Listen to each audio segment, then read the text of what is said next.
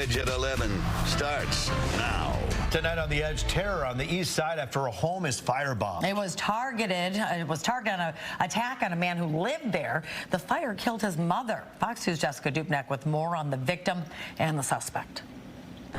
Detroit police working very quickly on this one, getting a female suspect into custody within 24 hours of allegedly throwing a firebomb at her ex-boyfriend's house.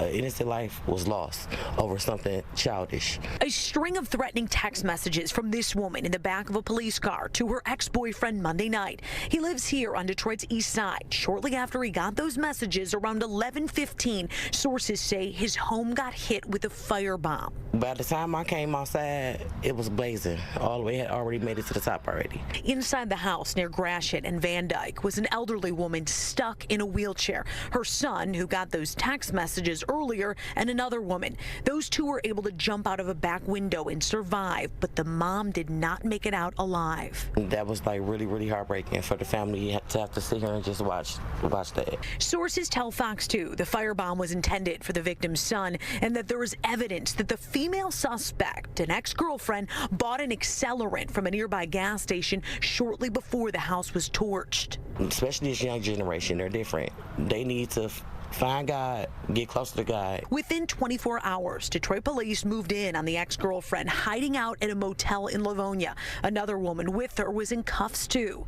Neighbor Brandy can't get over it all. 40 years on this block. Oh, I've been around here forever, so everybody know one another. So it's like a family. We a family-oriented block.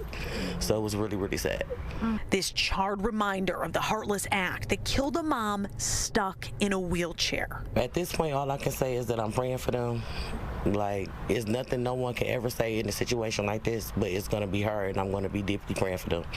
Going back to those threatening text messages, it's unclear what they said and what the motive was here. We'll stay on top of this investigation. Reporting downtown Detroit, Jessica Dupnek on The Edge. Well, a tragic story out of Wixom. A 1-year-old girl is dead. Her mother's boyfriend is now accused of killing her. 24-year-old Christopher Savage was charged today with felony murder and first-degree child abuse. We're told the mother left 1-year-old McKinley Hardy in his care. When police arrived, Savage and the girl's mother were performing CPR. Investigators say little McKinley was riddled with injuries. It's disturbing.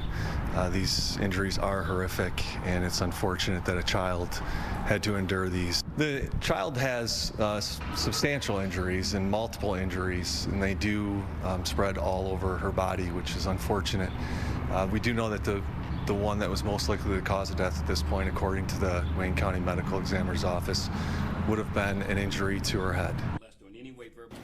Savage was denied bond. If found guilty, felony murder is punishable by life in prison without parole. A driver is dead after a fiery crash on the freeway. This happened around 10 last night on the southbound Lodge near Wyoming. Police say the driver was speeding when they went up an embankment, hit a pillar, and their car caught fire. Firefighters put out the flames before finding the driver dead inside. That driver's identity has not been released. The harm that you've done to the community is unfathomable. A young man is headed to prison for his involvement in a deadly hit-and-run crash in Walled Lake. Gavin Kassab was sentenced to 8 to 15 years behind bars. The crash happened in March of last year. Kassab, who was 18 at the time, was riding with a 15-year-old driver. The driver was fleeing from police when he ran a red light, causing that crash that killed 13-year-old Piper Carruthers. Kassab and the teen ran off after the accident. The teen driver is still awaiting his sentence. Well, Wayne State faculty and staff supporting the students tonight during a protest at the school. As Fox News' Dave Kinchin tells us, the staff is furious at leadership for how they handled a pro-Palestinian encampment on campus. Hands off our students! Hands off our students! Hands off our students! Wayne State faculty and staff firing back. Free Palestine! Free Palestine! A march march across campus supporting the students who saw their pro-Palestine encampment broken up by police donning riot gear May 30th. Officers removing protesters and tearing down tents as the students demanded divestment from companies making the weapons and firepower supporting Israel's war in Gaza. We just want to see justice. We want apologies. It really is solidarity with the students. You know, it's really inspiring the bravery that the students are showing, not only the students but the faculty here. Before the march, a rally where university staffers outlined their demands of the Wayne State President and Board of Governors. The university must submit formal apologies to the students, activists, and legal observers who were treated with force, with particular notice to those who had their hijabs removed during the incident. The university and prosecutor's office must refrain from pursuing charges against the arrested students and other community members. The demonstrators here also making their case known by presenting an open letter signed by more than 100 of their colleagues condemning school leadership for their recent actions. A spokesperson for President Kimberly Andrews Espy telling Fox 2 they do not have a comment reacting to the points made here Tuesday.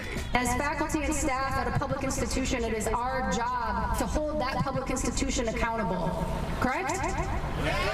Okay. So while there's no comment from the university president's office tonight, the university has said it is committed to several listening sessions where they're going to try to engage with students in the wake of the bust-up of that protest. Of course, 12 students arrested but later released. In downtown Detroit, Dave Kinchin on The Edge.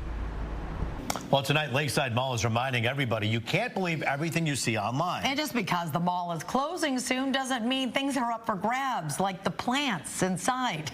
Here's Fox News' Dave Spencer.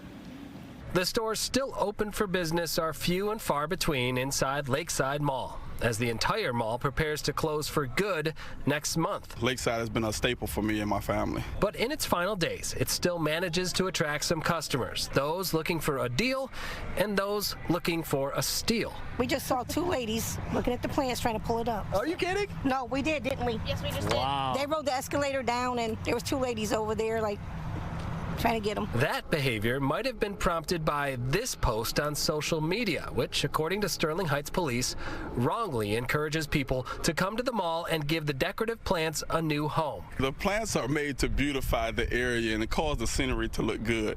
There's no way in the world that I think that they will put up and be giving away the plants when they're still open for business. Police say taking any kind of plant from inside the mall is considered theft. They can't take it. They can't take it. It's still their property till next month. But I'm glad I didn't come to get any plants. I came to get some clothes for my son for his graduation ceremony tomorrow. The mall has put up signs as you enter and all around various vegetation, informing shoppers nothing here is for free. Yeah, signs are saying don't take the property or you know, be in trouble by the law. I just thought it was like, you know, like the random decorations that are around the mall. So Yeah.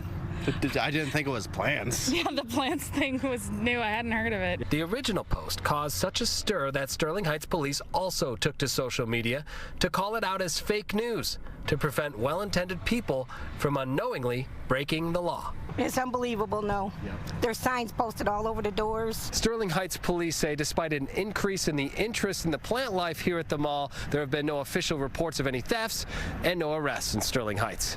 Dave Spencer on The Edge. I'm pretty sad about the fact our school's closing down. There's definitely a lot of mixed emotions, and we're all sad to see the school go.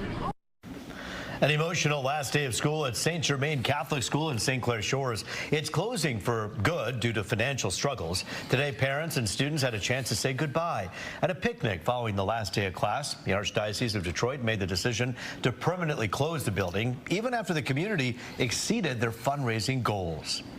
Well, turning to the weather now, we have a chance of storms tomorrow. Weather authority Rich Luderman tells us how bad they will get. Rich. Taryn, Roop, late in the day tomorrow, we could see storms with gusty winds. That's the main threat. It was warm out there this afternoon. A lot of us had highs in the middle 80s, but here's that frontal boundary extending from Kansas up through Iowa, now approaching western Wisconsin. So it's still out there, but tomorrow, late in the day, we'll see some of those storms move through Metro Detroit. Right now, Now, some clusters of showers down there south of Toledo, some additional showers, a few rumbles between Chicago and Milwaukee. But let's go back to today. 89 Toledo, 86 in Mount Pleasant. Pretty warm out there. 84 officially at Metro Airport. The averages for today, 77 and 57. Look at the records. 95 on the high side, 39 on the low side. Right now, most of us are in the low to mid 70s with that breeze from the south and east. Take a look at these numbers. Warm in Grand Rapids, 75. A little cooler up around Sheboygan. That's near the bridge, 59 degrees near the water there, 77 Columbus. Down there in Fort Wayne, 75. So watch our next frontal boundary. There it is. And here it comes for tomorrow. I'm going to stop this animation at about 5 o'clock. So 5 o'clock, we're going to have those showers and storms rolling through. Then on the back side of this frontal boundary, it's going to turn cooler, especially for Friday and for Saturday. We're not expecting widespread severe weather, but we could see a couple of stronger storms from Detroit to Cleveland down to Columbus out to Erie, PA. For the rest of tonight, it is mild. There could be a shower in spots just around daybreak. Now, tomorrow is not an all-day soaker, but a few thunderstorms likely late in the day and early for tomorrow evening. And then notice how temperatures fall off starting Thursday. Friday, 70 degrees with a shower chance. Most of the weekend is rain-free, but still it stays on the cool side through Saturday and Sunday. We'll check it for you starting at 4 a.m. Drinking with Dogs helps us bring our community of dog lovers together, and it also helps support homeless dogs that are in need. Look at that dog. That's adorable. It's awesome. Oh boy, it's a chance though for dog owners to get to know one another and bring out their furry friends. We were just so focused on their costumes. We were just staring at them. Yeah. Today, K9 to 5 kicked off their Drinking with Dogs at the Skip in downtown Detroit. People were able to bring out their pets and enjoy drinks with new friends. Today's event helped raise funds for the Detroit Dog Rescue. The next Drinking with Dogs event will be hosted by the Library Pub in West Bloomfield on June 19th.